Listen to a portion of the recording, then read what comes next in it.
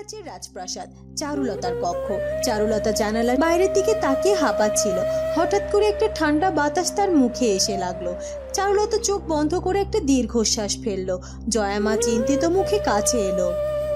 চারুমা, তোর শরীরটাকে এখন ঠিক লাগছে? আমি কি বদ্যিমশাইকে খবর দেব?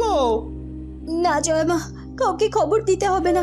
আমার বুকের উপর চেপে বসে সেই ভারী ভারী পাথরটা যে নেমে গিয়েছে। এর মানে কি চারুমা? এর মানে হলো আমার কে এমন এই ফুটফুটে বাচ্চাকে এই নদীর স্রোতে ভাসিয়ে দিয়ে গেল? না না, একে আমি এখানে ফেলে রাখতে পারিনি। হয় গো, আজ থেকে এই আমার ছেলে। আমি নিজের হাতে ওরে খাওয়াইয়া পড়াইয়া বড় করমু। ওরে আমি এমন বড় মানুষ বানামু যেন সারা পৃথিবীর মানুষ। আপনি একদম ঠিক বলেছেন রানীমা। মা চারু অনেক ভালো একটা মানুষ। অন্যের ভালো ছাড়া সে নিজের কোনো কিছুই বোঝে না। অচেনা এক রাজ্যের গ্রামের শেষ প্রান্তে একটি ভাঙা কুঁড়ে ঘর। সকালের আলো কেবল ফুটতে শুরু করেছে। কুঁড়ে ঘরের দাওয়ায় বসে এক কাঠুরে বউ অঝরে কাঁদছে। তার স্বামী দয়াল কাঠুরে কাঁধে কুঠার নিয়ে কাজের জন্য বেরিয়েছে। বউকে কাঁদতে দেখে সে থমকে দাঁড়ায়। তুমি আবার সকালবেলা উঠে কাঁদতে শুরু করেছো বউ? তোমাকে না কতবার বলেছি চোখের জল ফেলে নিজের শরীরটা এভাবে আর কষ্ট দিও না। আমি কি করবো গো, আমার যে সহ্য হইতাছে না।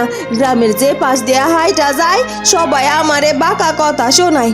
সবাই কয় আমার মুখ দেখলে নাকি সারাটা দিন ও মঙ্গল হয়।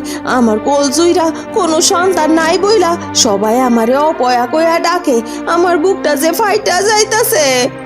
গ্রামের লোকেদের কথায় তুমি কান দিও না বউ।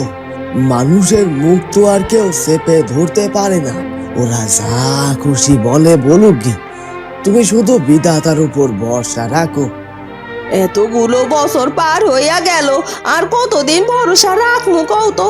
আমার বয়সের সব মানুষের ছেলে মেয়েরা এক উঠোনে খেলে বেড়ায়, আর আমার উঠোনটা খা খা করে। ঘরের ভেতর সারাদিন একা একা বইসা থাকতে আমার দম বন্ধ হইয়া আসে। একটা বাচ্চার আদো আদো কথা শোনার জন্য আমার কান দুটো তৃষ্ণার্ত হইয়া আসে গো। বিধাতা কেন আমার দিকে একবারও মুখ তুইলা তাকাইলেন না? এইভাবে বলতে নেই বউ। বিধাতার কাজের হিসাব আমরা সাধারণ মানুষ কি করে বুঝবো বলো? তিনি যা করেন সবকিছুর পেছনে কোনো না কোনো মঙ্গল লুকিয়ে থাকে।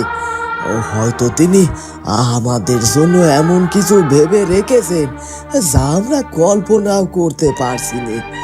তুমি শুধু ধৈর্য ধরো। আমার যে আর ধৈর্য ধরতে ইচ্ছে করে না গো। তুমি আমারে আর সান্ত্বনা দিও না। তুমি বরং কাজে যাও, আমি ঠিক একাই নিজের চোখের জল মুইছা নেব। আমার কথা শোনো বউ। আমি গরিব কাটুরে হতে পারি, কিন্তু আমার মন বলছে আমাদের এই দুঃখের দিন আর বেশি দিন থাকবে না। বিধাতা শূন্য হাতে কাউকে ফেরান না। তুমি ঘরদোর পরিষ্কার করে রাখো। আমি জঙ্গল থেকে কাঠ কেটে সোজা নদীর ঘাটে ফিরে আসবো। আজ আমার মনটা কেন জানি খুব হালকা লাগছে গো। মনে হচ্ছে খুব ভালো একটা একটা কিছু হতে চলেছে। তোমার কথাই যেন সত্যি হয় গো। তুমি সাবধানে নদীর ঘাটে যাও। কাঠুরে হাসি মুখে কুড়াল কাঁধে নিয়ে জঙ্গলের দিকে হাঁটা শুরু করে। কাঠুরের বউ শূন্য উঠোনের দিকে তাকিয়ে একটা দীর্ঘশ্বাস ফেললো। হেমরাজ্যের রাজপ্রাসাদ, চারুলতার কক্ষ। চারুলতা একটা লাল রঙের শালু কাপড় নিয়ে আপন মনে সেলাই করছে। তার চোখে মুখে এক অদ্ভুত প্রশান্তি। জয়া আর রাজপুত্র অরুণ ধীর পায়ে ঘরে প্রবেশ করলো। চারুমা, সেই সকাল থেকে এই কাপড়টা নিয়ে কি সেলাই করছিস রে? তোর কি ঘাড় ব্যথা করছে না? একটু বিশ্রাম নিবি তো। আমার একটুও ঘাড় ব্যথা করছে না জয়ামা। দেখো আমি কি বানাচ্ছি। এটা হলো আমার আদিত্যের জন্য একটা ছোট্ট জামা। সামনেই তো শীতের দিন আসছে। আমার ছেলেটা যেখানেই থাকুক না কেন তার তো শীত করবে, তাই না? এই জামাটা গায়ে দিলে ওর আর একটুও শীত করবে না। ওরে চারুমা, তুই এসব কি বলছিস? জয়ামা, ওকে বলতে দিন। চারুর এই বিশ্বাসের জোরটাই তো আজ আমাদের পুরো হেমরাজ্যকে বাঁচিয়ে রেখেছে। রাজপুত্র, আপনি দেখুন তো জামাটা সুন্দর হয়েছে কিনা। আমার আদিত্যের গায়ের রং তো একদম চাঁদের আলোর মতো উজ্জ্বল। এই লাল জামাটা গায়ে দিলে ওকে আরো বেশি সুন্দর লাগবে না? হ্যাঁ চারু, জামাটা খুব সুন্দর হচ্ছে। আমাদের আদিত্য যখন এই জামাটা পরবে তখন পুরো হেমরাজ্যের মানুষ অবাক হয়ে তাকিয়ে থাকবে। কিন্তু চারুমা, তোর ছেলে তো এখন তোর থেকে অনেক দূরে। সে কবে ফিরে আসবে, কিভাবে ফিরে আসবে, আমরা তো কেউ কিছু জানি না। তুই এই জামা বানিয়ে কি করবি? আমার ছেলে আজ নেই জয়ামা, কিন্তু সে তো বড় হবে। আর আমি জানি সে একদিন আমার বুকে ঠিক ফিরে আসবে। আর যতদিন সে ফিরে না আসে, আমি প্রতিদিন ওর বয়সের মাপে মাপে নতুন নতুন জামা বানাবো। ওর জন্য আমি নিজের হাতে খেলনা বানাবো। আমার ছেলে বড় হয়ে যখন ফিরে আসবে, তখন সে দেখবে তার মা তার জন্য কত কিছু জমিয়ে রেখেছে। আমি একজন মা জয়ামা, আমার বিধাতা আমাকে ঠিকই আমার ছেলেকে আমার কাছে পৌঁছে দেবে। আমি কথা দিচ্ছি চারু, আমাদের ছেলেকে খুঁজে বের করার জন্য আমি সারা পৃথিবী তোলপাড় করে ফেলবো। সে যেখানেই থাকুক, আমি তাকে ঠিক আমাদের এই প্রাসাদে ফিরিয়ে আনবো। তুমি শুধু তোমার এই আশাটা কখনো নিভতে দিও না। আমার আশা কখনো নিভবে না রাজপুত্র। আমি একজন মায়ের মন দিয়ে অনুভব করতে পারি আমার আদিত্য খুব ভালো থাকবে, খুব শান্তিতে থাকবে। মধুপুর রাজ্য।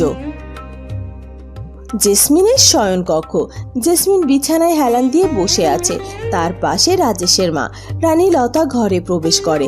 তার কোলে ছোট্ট নবজাতক অদিতি।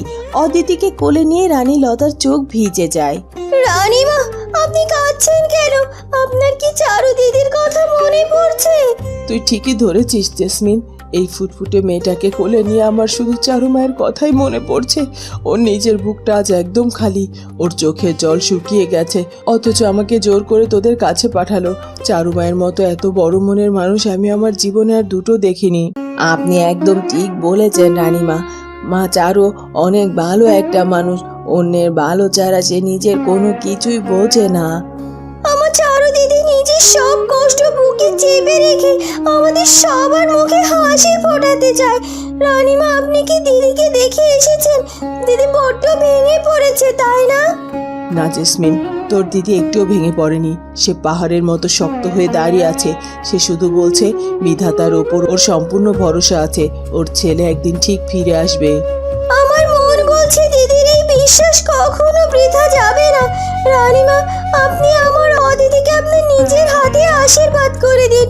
চারু দিদি থাকলে সেও আমার মেয়েকে কোলে নিয়ে ঠিক এভাবে আদর করত।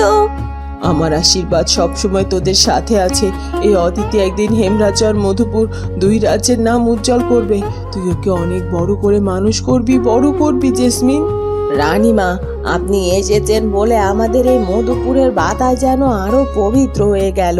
চলুন, বাইরের ঘরে আপনার জন্য বিশ্রামের ব্যবস্থা করা হয়েছে। রানী লতা ছোট্ট অদিতিকে আদর করে দিয়ে তাকে জেসমিনের কোলে ফিরিয়ে দেয়। অচেনা এক রাজ্যের শান্ত নদীর ঘাট। সকালের মিষ্টি রোদে নদীর জল ঝিকমিক করছে। দয়াল কাঠুরে জঙ্গলের কাজ শেষ করে নদীর ঘাটে এসে হাত মুখ ধোয়ার জন্য বসলো। চারদিকে একদম নিস্তব্ধ। হঠাৎ করে নদীর জল থেকে একটা ছোট্ট বাচ্চার খিলখিল হাসির শব্দ এলো। আরে, আমি কি ভুল শুনেছি? নদীর ঘাটে বাচ্চার হাসির শব্দ কোথা থেকে আসছে? সাত সকালে তো এখানে কেউ নেই। গ্রামের কোনো মেয়েও তো জল নিতে আসেনি গো। হাসির শব্দটা আবার ভেসে এলো। এবার কাঠুরে উঠে দাঁড়ালো। সে এদিক ওদিক তাকালো। না না, আমি তো ভুল শুনছি না। শব্দটা একদম জলের কাছাকাছি থেকেই আসছে। কাঠুরে ধীর পায়ে ঘাটের একদম কিনারে এগিয়ে গেল। জলের ওপাশে ভাসমান একটা বিশাল পাতার দিকে তাকিয়ে তার চোখ কপালে উঠল। সে এক পা দুপা করে জলের একদম কাছে চলে গেল। হে বিধাতা, হে আমি কি দেখছি? একটা একটা জ্যান্ত বাচ্চা নদীর জলে ভাসছে। কে এমন এই ফুটফুটে বাচ্চাকে এই নদীর স্রোতে ভাসিয়ে দিয়ে গেল? না না, একে আমি এখানে ফেলে রাখতে পারিনি। কাঠুরে সাবধানে পাতা সমেত বাচ্চাটিকে দুই হাতে তুলে নিল। বাচ্চাটিকে বুকে নিতেই আদিত্য কাঠুরিয়ার মুখের দিকে তাকিয়ে খিলখিল করে হেসে উঠল। ওরে বাপরে, হ্যাঁ এত সুন্দর একটা বাচ্চা, কি সুন্দর তার মুখের হাসি, ঠিক যেন আকাশ থেকে নেমে আসা কোনো চাঁদের টুকরো। সকালে বাড়ি থেকে বেরোনোর সময় আমার মন বলছিল আজ খুব ভালো কিছু হবে, কিন্তু বিধাতা যে আমাকে এত বড় উপহার দেবেন তা আমি স্বপ্নেও ভাবিনি। আহারে আমার বুকের মানিক, তোর আসল বাবা মা কে আমি জানি নে, কিন্তু যে পাষাণ তোকে এই নদীর জলে ভাসিয়ে দিতে পেরেছে তার মতো নিষ্ঠুরে দুনিয়ার আর কেউ নেই। আজ থেকে তুই আমার ছেলে, এই গরিব কাটুরে তোকে নিজের বুকের মানিক করে বড় করবে রে। আমার স্ত্রী শূন্য কোল আজ বিধাতা নিজের হাতে পূর্ণ করে দিলেন। কাঠুরে আদিত্যকে পরম আদরে বুকে জড়িয়ে আনন্দে ধরে কাঁদতে কাঁদতে নিজের কুটিরের দিকে হাঁটতে শুরু করলো। বউ, ও বউ, তাড়াতাড়ি বাইরে এসো, দেখো দেখো আমি তোমার জন্য কি নিয়ে এসেছি। এত সকালে তুমি জঙ্গল থেকে ফিরে আইলা, কি এমন পাইছো যেমন পাগলের মতো চিৎকার করতেছো? কাঠুরের বউ ঘর থেকে বেরিয়ে দাঁড়িয়ে এসে দাঁড়ালো। কাঠুরের বুকের কাছে একটা ফুটফুটে বাচ্চাকে দেখে সে স্তব্ধ হয়ে গেল। ও গো, এ আমি কি দেখতাছি? আমার চোখ কি আমারে ফাঁকি দিতাছে? এই এত সুন্দর বাচ্চা তুমি কোথায় পাইলা গো? তোমার চোখ তোমাকে একটুও ফাঁকি দিচ্ছে না বউ, এটা আমাদের বাচ্চা, আমাদের বুকের ধন। কাঠুরের বউ কাঁপা কাঁপা হাতে আদিত্যকে নিজের কোলে তুলে নিল। আদিত্য কাঠুরের বউয়ের কোলে গিয়েও হাসলো। ও মা গো, কি সুন্দর তুলতুলা শরীর গো, আর গায়ের রং তো একেবারে রাজপুত্রদের মতো গো। তুমি সত্যি কইরা কও তো, তুমি এই বাচ্চাটারে কোথায় পাইলা? কেউ যদি আমার কাছ থেকে একে কাইরা নিতে আসে? কেউ কেড়ে নিতে আসবে না বউ। আমি ঘাটে হাত মুখ ধুতে গিয়েছিলাম, দেখলাম একটা বড় পাতার উপর শুয়ে নদীর স্রোতে ভাসছে বাচ্চাটা, ভাসতে ভাসতে বাচ্চাটা আমার কাছে চলে এসেছে। কেউ কে নিষ্ঠুর ভাবে জলে ভাসিয়ে দিয়েছে গো। বিধাতা ওকে বাঁচিয়ে আমাদের শূন্য ঘর আলো করবার জন্য পাঠিয়েছে গো। হে বিধাতা, তোমার দয়ার কোনো শেষ নাই। আমি সকালে তোমারে এত খারাপ কথা কইলাম, আর তুমি আমার এত বড় একখানা উপহার দিলা। আমার সব দুঃখ আজ নিমেষে শেষ হইয়া গেল। আমি তো তোমাকে আগে বলেছিলাম বউ, বিধাতার উপর ভরসা রাখো। দেখো, আজ থেকে গ্রামের কেউ আর তোমাকে অপয়া বলবে না গো, কেউ আমাকে বাঁকা কথা শোনাবে না। আজ থেকে আমরা একজন বাবা আর একজন মা। হয় গো, আজ থেকে এই আমার ছেলে, আমি নিজের হাতে ওরে খাওয়াইয়া পড়াইয়া বড় করমু। ওরে আমি এমন বড় মানুষ বানামু যেন সারা পৃথিবীর মানুষ ওর নাম জানতে পারে। ওরে আমার বাপরে, তুই আমার কোলে চিরকালে এভাবেই জড়াইয়া থাকবি। কাঠুরের বউ আদিত্যকে বুকে জড়িয়ে ধরে ভীষণ খুশি হয় আর কাঁদতে থাকে। তবে এই কান্নার কোনো দুঃখের নয়, এই কান্না হলো পরম প্রাপ্তি আর চরম আনন্দের। হেমরাজ্যের রাজপ্রাসাদের বাগান। লালু আর সোনা পাখি একটা আমের ছোট চারা গাছ পুঁতেছে। যোগু মশাই পেছন থেকে হেঁটে এলেন। লালু, তোমরা দুজনে মিলে এখানে কি করছো? যোগু বাবা, এই গাছটা আমি আর সোনা পাখি মিলে লাগিয়েছি আমাদের রাজপুত্র আদিত্যের নামে। ঠিক বলেছেন যোগু মশাই, যারা বলেছে রাজপুত্র আদিত্য এখন অনেক দূরে থাকলেও সে ঠিক একদিন ফিরে আসবে। তাই তো আমরা ঠিক করেছি এই গাছটা আমরা প্রতিদিন জল দিয়ে বড় করব। যেদিন গাছটায় প্রথম আম ধরবে সেই আম আমরা রাজপুত্রকে নিজের হাতে পেড়ে খাওয়াবো। বাহ, তোমাদের দুজনের এই ভালোবাসা দেখে আমার খুব আনন্দ হচ্ছে। জানো সোনা পাখি, পৃথিবীতে ভালো মানুষের বিধাতা সব সময় বেশি পরীক্ষা নেন। সারুমা এবং আমাদের যুবরাজ অরুণ এখন সেই কঠিন পরীক্ষার মাঝখান দিয়ে যাচ্ছে গো। কিন্তু যোগু বাবা, কাল ভৈরব রাক্ষস তো অনেক মায়াবী, সে যদি রাজপুত্রের কোনো ক্ষতি করে ফেলে? বিধাতার শক্তির উপরে কোনো কালো জাদু টিকতে পারে না। সত্যের জয় একদিন হবে, আর সেই সত্যের জয় দেখার জন্য আমাদের সবাইকে এখন এই আমের সারার মতো ধৈর্য ধরতে হবে। তোমরা খুব যত্ন করে গাছটা বড় করো। আমি কথা দিচ্ছি, এই গাছের ফল আমাদের রাজপুত্র আদিত্যই খাবে। হেমরাজ্যের রাজদরবার, রাজপুত্র অরুণ রাজসিংহাসনের সামনে দাঁড়িয়ে আছে। বাবা, আপনি আজই রাজ্যের সমস্ত রাজভাণ্ডার খুলে দেওয়ার ব্যবস্থা করুন। হেমরাজ্যের কোনো গরিব মানুষ যেন আজ থেকে না খেয়ে ঘুমাতে না যায়। হ্যাঁ অরুণ, তোমার আদেশে আজ আমরা সব ব্যবস্থা করে ফেলবো। কিন্তু হঠাৎ করে রাজভাণ্ডার খুলে দেওয়ার সিদ্ধান্ত কেন নিলে? কারণ আমার ছেলে আদিত্য আজ আমার কাছে নেই। সে হয়তো এমন কোথাও আছে যেখানে তার একটু যত্নের প্রয়োজন।